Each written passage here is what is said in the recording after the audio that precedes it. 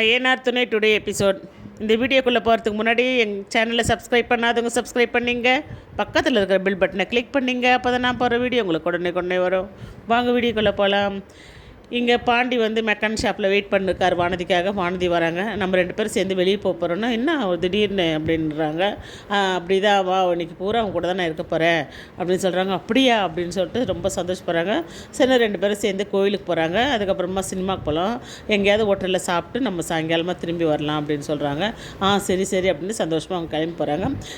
இங்கே ஐயனார் வீட்டை காமிக்கிறாங்க. ஐயனார் வீட்டில் பல்லவனும் நிலாவும் பேசிக்கிட்டு இருப்பாங்க. அந்த நேரம் பார்த்து சோழன் வருவார். சோழன் கையில் ஒரு பாக்ஸ் இருக்கும். என்னன்னு பார்த்தீங்கன்னா வீட்டுக்கு தேவையான பொருள் தான் வாங்கி வந்திருக்கேன். என்ன அப்படின்னு பார்த்தா குக்கர் வாங்கி வந்திருப்பார்.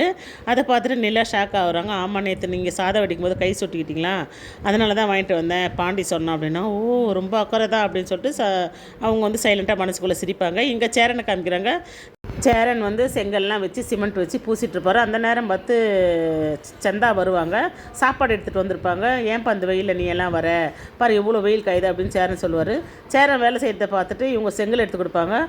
இதை பார்த்த சேரன் வந்து பதட்டமாகி சந்தா கிட்ட வந்து ஏன்ப்பா நீ எல்லாம் இந்த வேலை செய்கிற அப்படின்ட்டு தான் துண்டை எடுத்து அவங்க கையை துடைப்பாங்க. இதை பார்த்து அவங்க அண்ணன் சந்தோஷப்படுவார்.